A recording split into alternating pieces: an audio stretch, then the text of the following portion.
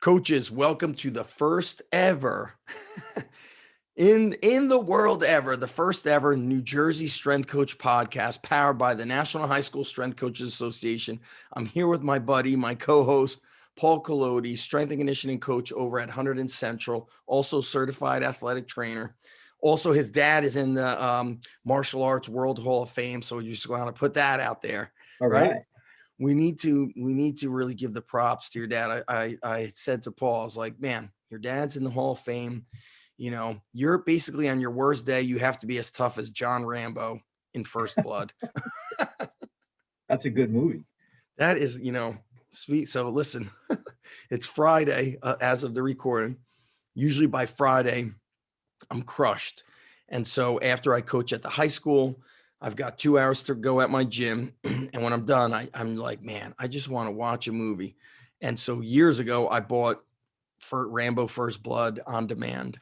And I watch it all the time. But lately, I've been on a kick with The Equalizer, which is like modern day Rambo. Denzel Washington, The I haven't Equalizer. seen that. Oh my God. I got some time. I got some time. Yeah. I'll throw that on later. So there's part one and part two. It's a real, I think part one edges out part two. It's that he's a modern day vigilante, so for our friends out there, we're going to talk movies, of course, food, Yeah. strength and conditioning, sports performance training. And we're part of an organization, the National High School Strength Coach Association, which is the ultimate brotherhood of high school coaches and strength coaches, like so supportive, Paul. I explain to people, the way I always express is I have never been part of a group so helpful, so supportive. You ask a question in our Facebook group and you're going to get, double digit answers, 10, 12, 20 people answering or saying, hey, I'll email you my stuff. Yeah. It's amazing. And so also want to say, we've got a lot of different sponsors for the National High School Strength Coach Association, whether it's technology, software, equipment companies, food, just everything that has to do with high school strength and conditioning. So the website is nhssca.us. In this episode, Paul, we're going to be talking about running small groups in the weight room because of COVID. It's different in all the states. We've got this organization has representatives and members all around the country. And so everybody's different, but you and I are in New Jersey, and currently we have a 10-person limit in the weight room, at least for like the after school activities. If it's a phys ed class, there's different rules to it. Even though it doesn't make sense, it is what it is.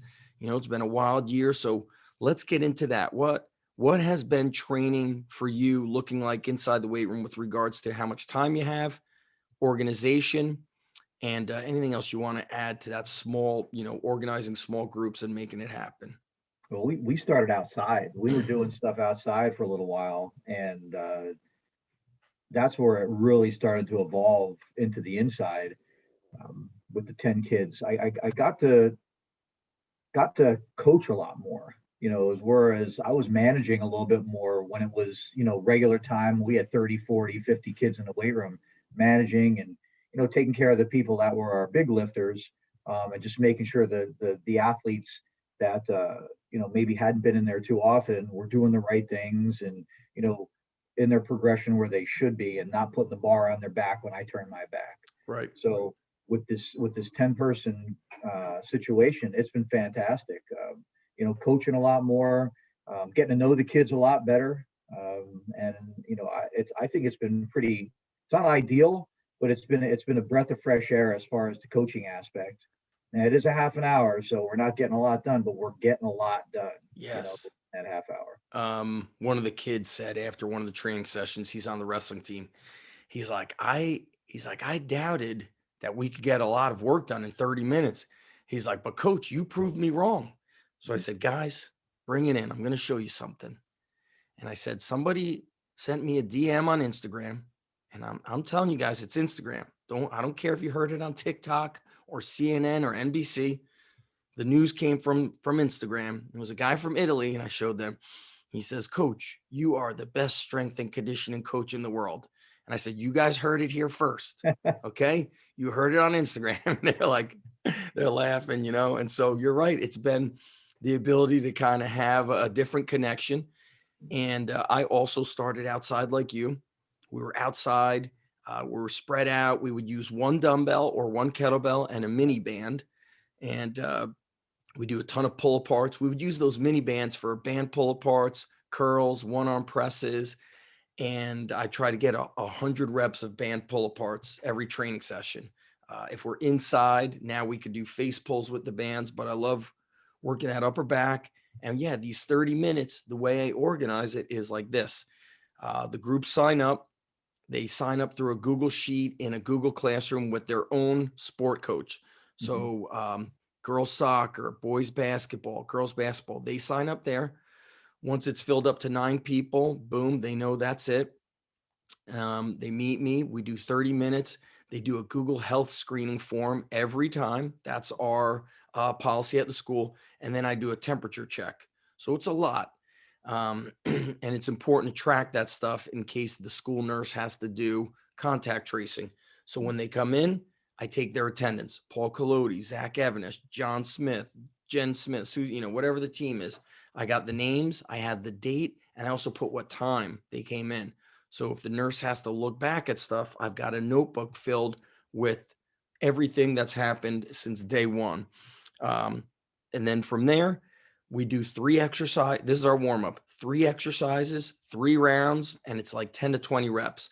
So I like to do a 1-arm carry, some sort of a rack walk or a suitcase carry to work on stabilizing the spine, you know, working that trunk. Then I do some sort of a body weight exercise. It might be a light squat jump. It might be a pause squat, reverse lunge, push-ups. It might be pull-ups. If you can't do pull-up, you do recline row. And then sometimes the third exercise, I give it to them. I tell them, hey, you're going to do push-ups. You're going to do dumbbell bench, or I'll say third exercise is your choice, whatever you want. You want to do lat pull downs, you want to do dumbbell curls, do whatever you want. And giving them that freedom, I found just they enjoy that. They like having freedom. And so sometimes I'll say to them, I go, freedom, this is America, you know? And it's amazing because since everything last March, I feel like their sense of humor kind of went strange, their communication skills. So I'm always focused on making them laugh. Once we get those 3 exercises done, my goal is a main lift coupled with something else, a jump or another lift, and then a band exercise or abs. It's not always like that, but you know, here would be an example. You're going to do a trap bar deadlift for 4 reps. You're going to do a dumbbell bench, flat or incline, for 8 reps. So we have 5 adjustable benches. So I'll put 2 or 3 flat and then the other one's incline to let them mix it up. And then the third exercise might be jumps for 4 reps. So everything I also make easy with respect to numbers. So it's 5 of this, 10 of that, 3 of this, 6 there, 9 there. So they're not like, how many sets, how many reps? I'm like, guys, I just made it so easy. You know, Jim Wendler, I spoke with him and he'll do a lot of lifting coupled with a squat. They'll do the 5-3-1 squat, but then everything he said from there is 10 reps. Chest supported row for 10 reps, use the same weight for incline bench for 10 reps. So they're working because you give them that downtime, they'll waste it on talking. And it also boosts their conditioning. So I'm not doing, you know, this heavy duty aerobic work, but, you know, Cal Dietz has also spoken about you want to raise the heart rate of, like, you know, a heavyweight wrestler or a big football player, but maybe you don't want to beat up his joints. So you might do something like 15 sets of 2 speed bench with a power clean, and that gets the heart rate going. Heck yeah. Yeah. What about you? What's been like a recent training session you've put the athletes through that you could remember off the top of your head? We'll do a 5-minute warm up, 5 or less, and we'll do a couple of mobility stuff. Whether it's, you know, if it's a bench or upper body day, we may do some reach throughs and rotate. Just get some of that. But we'll just do 5 each side. Yep. We'll coach them through that. We'll do some yoga push-ups, and we'll get into. I know Kevin Vanderbush loves jumping rope in place. Oh, so yeah. he'll do single leg, double leg. You know, he'll move his feet in and out. We'll do some tuck jumps, either lateral tuck Excellent. jumps or regular tuck jumps. And after we're done with that, the kids are breathing a little bit heavy. We got a little sweat going. And then we have two sides of my weight room. We have the rack side, which is where all our racks are. We have the turf side. Turf side is set up with 6 or 8 stations, depending on what we're doing that day. And there's a box in each station. So that box may be for step ups. It may be for putting their dumbbells on. So say on the turf side, the other day we did step ups, and it's 8 minutes. So it's an 8-minute period. It says up to 4 rounds if they can do it. Yes. So 8 step ups each leg. They may step off. There's bands off the back of the rack. They'll do face pulls with the step up. So a push pull. They may have some sliders there. They may do some, sliders as far as abs.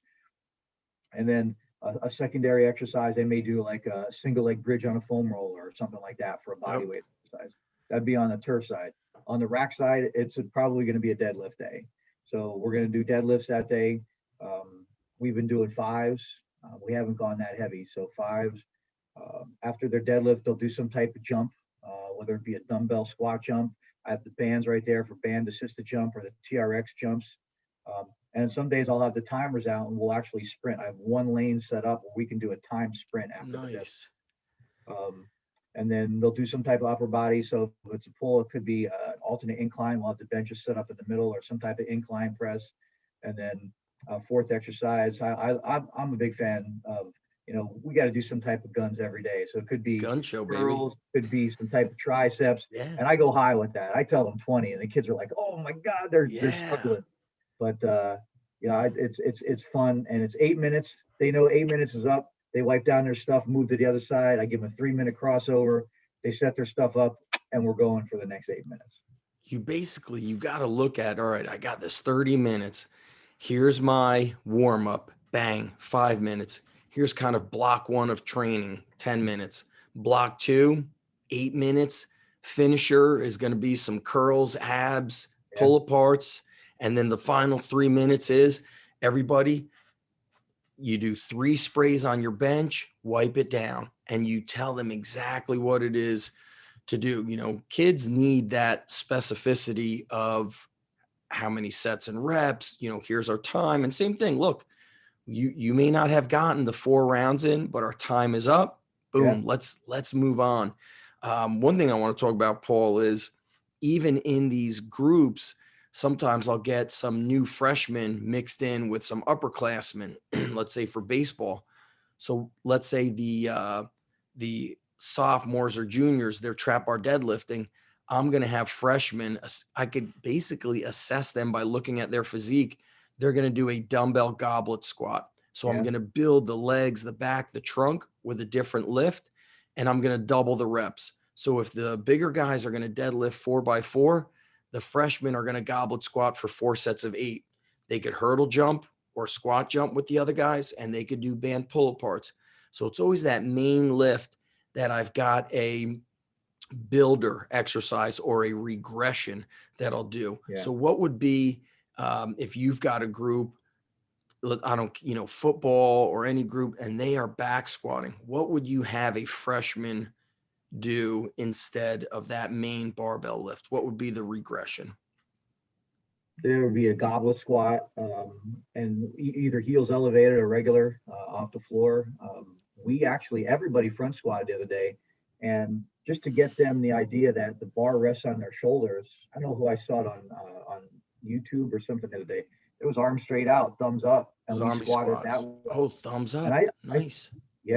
So thumbs up, holding the bar, and it rests right on your shoulder. So all they have to do is, when they're done, is they just have to do boom if they want to try it. Right. But last week before I had to step out for a while, I still had some kids that were doing that because they didn't quite feel like, and that wasn't even prompted.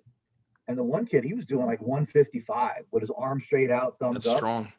It is. And my son was in the car on the way home. He's like, "Hey, Connor was really dialed in tonight." I said, "Yeah, I was proud of him." And Connor's the guy that sometimes you have to tell him 2 or 3 times, but man, Connor was dialed in, and 155 on his shoulders, resting it. And I had to give him big props that night. That is, listen, you got to tell him, you got to be like, "Hey man, I'm proud of you today. You made me proud.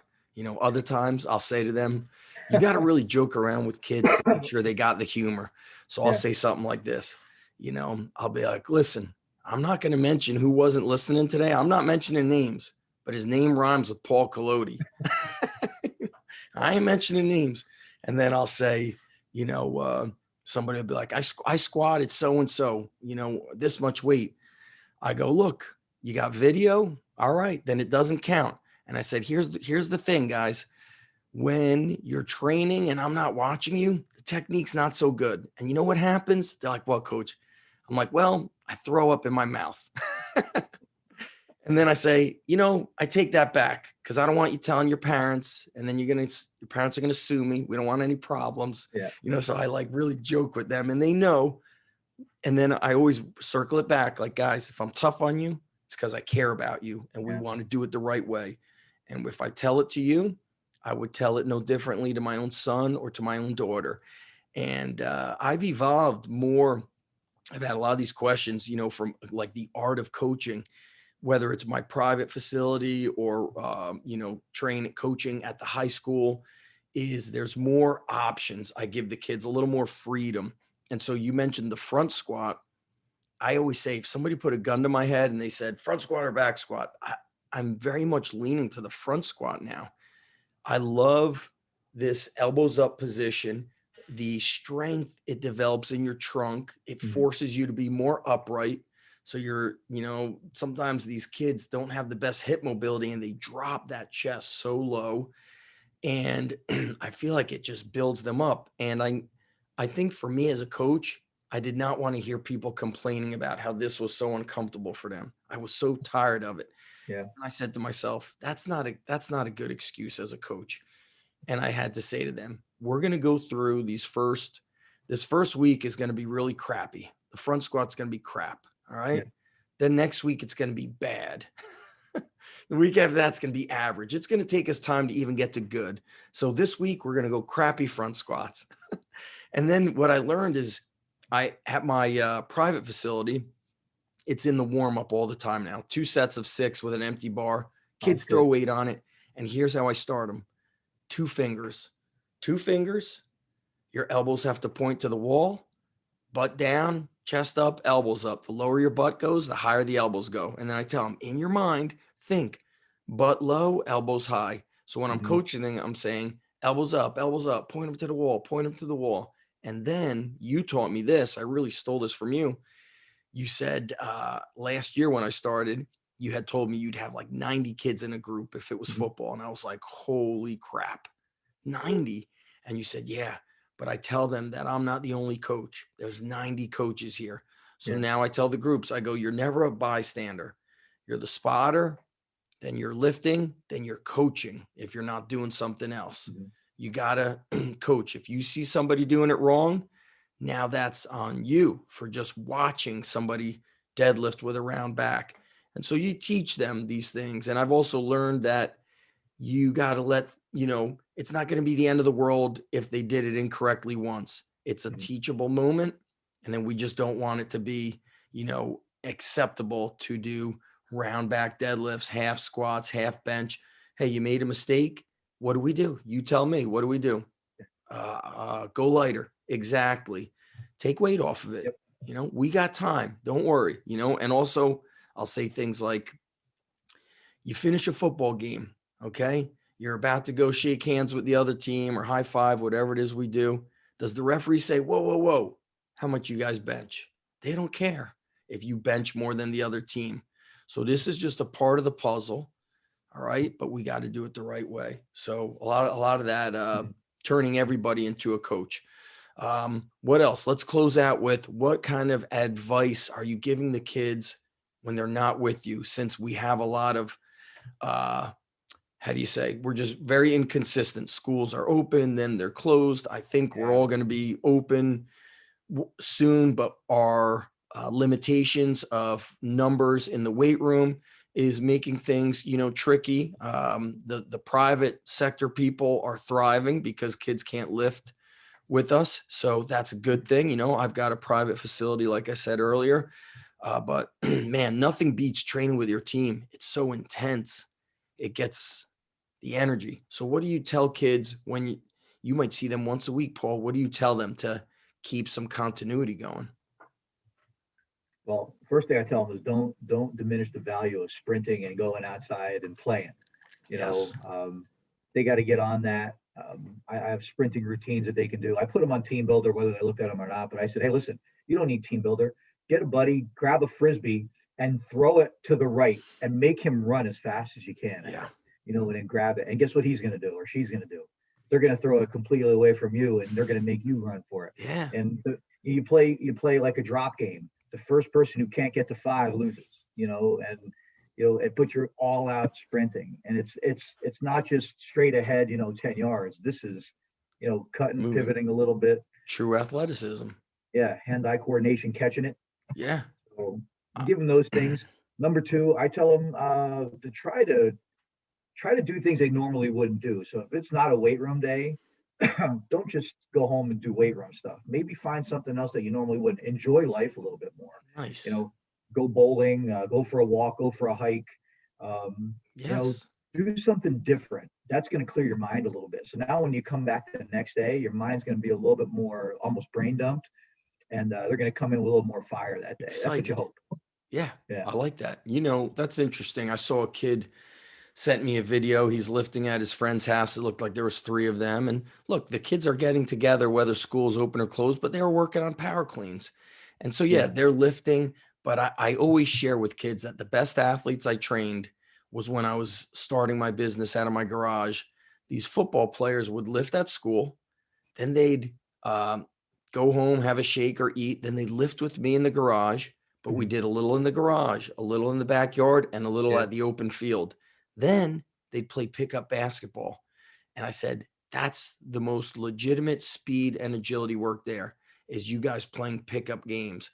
And so for a warm-up, that's also a great option when, these restrictions are lifted. Take the athletes outside and do ultimate football, ultimate frisbee for the 5 minutes, or even, soccer inside with like a mini soccer ball.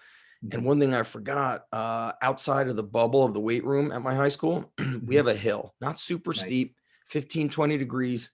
I always tell them, go out and do 3. I go, but if you want to do 1 more and do some champions work, you can. It's up to you. Other times I'll say, hey, it's cold out. I'm not telling you to do the sprints. I'm leaving that up to you guys, but I got another group coming in. And then I might go over to a senior and I'll say, hey, man, you know how you guys sometimes run a captain's practice? Why don't, when you guys are about to go out, why don't you organize some sprints and some calisthenics? I said, I don't care if you just do 1 set of 20 push-ups, but it's extra outside of me telling you what to do. And so I like peek outside and I'll see them like doing push-ups and sprinting, doing something on their own without the coach telling them what to do is a big, Coach Ethan Reeves said he'd call it champion training. He goes, let them leave with 10% in the tank so they want to do more. He goes, even if it's machine work, he goes, it doesn't matter, because they build confidence in themselves by doing extra. So do something on your own. And I agree with the hill sprints. There's a good resource. My friend Josh Bryant, if you just search hill sprints, the video will come up. It's like a 10-minute video on hill sprints. I share that inside the Google Classroom with the kids because it emphasizes hill sprints. So I'm a big believer in hill sprints. So that's all we got for this episode, Paul. We got our movie recommendation, The Equalizer, preferably go in order, don't go to part 2. I'm watching it right now. I was going to watch Shooter because that's one of my favorite movies, Mark Wahlberg. But oh yeah. So I'm going to go Equalizer. Listen, Equalizer part 1 is really good. And then, if you got the time, you go right into Equalizer part 2. And then if you really got time, you go to Rambo First Blood. All right. I don't know if you want to indulge in all that in one day. Your brain might just be smoking. It might be too much. And don't forget, for all the Jersey coaches, hey, we're only 6 months from Midway cheesesteak, so let's go down at the boardwalk. Listen, I'd get to that boardwalk, get some Zeppelis. All right. Listen, tell you a quick story. So I'm in Manasquan. I took my son, not this summer, the previous summer, to Jenkinson's Boardwalk because they got the batting cages upstairs. Yeah. And, my son's an eater. He likes to eat. So he goes through, I don't know how many, 40 balls, whatever. He's like, Dad, let's go get something to eat. We go get some Zeppelis. Then we go back to play baseball. We sit down. He's like, Dad, we go get some ice cream. I was like, Nice. man, dude, he's at least working. I'm just eating this crap food. It's really not good. So it was like Zeppelis, ice cream, then went to get some chocolate. So listen, when we get to these in-person events, is the regional, by the way, is the NHSSCA regional going to be at your place this year? Well, right now we're virtual, We're so it's virtual. May. Okay. Yeah, So we will it's gonna be have, May. of course, the state event. I can't wait till we have an in-person, state event and virtual, but we might do a little trip to, to Jenkinson's. That might be part of it to see who could, put away the most Zeppelis and ice cream. You can't hide that either, man. You go home with the powder all over I you. know. Your wife's like, "What's that?" Yeah, you can't hide it. You just got to tell the truth from the beginning what you're going to do. All right. As long as if the day of you do like squats and sprints, you can have whatever you want. You've earned it. I don't care what your wife says. All right. You All could right. throw us under the bus. Now, let's tell everybody, go to nhssca.us. It really breaks down what we're about. We basically support, educate, equip anybody who's running the weight room. You don't have to be a certified strength coach. So being part of the organization, number one, you get into the Facebook group. There's a lot of, hey, I've never run the weight room before. How do I get started with ABC or XYZ? There's going to be people that are going to be able to help you. We also have the members resources since day one. So all of the Zoom calls have been recorded. Members have uploaded content, whether it's a presentation. Some of it has been a breakdown of fundraising, of how to, equip your high school weight room, or how to just get started with that, how to go from a volunteer position to get it to be something approved by your Board of Education, or even just funded through a, donations or a booster club. There's a lot of powerful information in there. So we're recommending anybody who runs a high school weight room, whether you're a private or at a high school, private high school, public high school, get in there. What else do we have in there that you want to talk about, Paul? Well, there's always the job listings. So if you are Yes. looking for a job, job listings are on there, and everybody's contact information, I think you can get on there. So, if you were thinking about relocating somewhere, and there was no job, you could always contact, say, Toby down in Georgia, and ask him, hey, if you know of anything going on, or in Alabama, you can get Garrett Keith on the phone, and Great guy. we have such good people in our The organization. best. They'll pick up the phone anytime I know. to just chat and see what's going on. Yes. Especially if you're going to pay them in Zeppelis. Absolutely. We'll have to send Garrett a bag of Zeppelis. And, speaking of movies, I spoke with Coach Sco this morning. Yeah. And, if you could describe him in a movie, what would the movie be? Ooh, that's a hard one. I feel like he would be Days of Thunder with Tom Cruise. Tom I don't know if Cruise he would be. driver? I don't know if he would be Tom Cruise or if he would be the mechanic / coach. I think he's the mechanic guy. I think he's the mechanic guy. And the He's the guy that says, music. Shut up, do what I say. Yeah, that's right. And the Yeah. music is really, that's Coach Sco. He's a traveling man. He's going this morning, spoke to him. He's heading over to Minnesota to do a socially distanced speed and agility clinic. Then he's going to another. He needs a clone. I mean, that's the only thing we really can't do in this organization. We can't clone you. We're just not there yet. We're not there, but the possibilities are endless. So big thanks to all of our sponsors. Like I said, we've got a lot of sponsors. Those are the people we work with, people that support us. And you might live near some of those companies that make equipment. You might live near some of those companies that have software and technology, and you might be able to take a visit in person to test those things firsthand. That's what's really cool.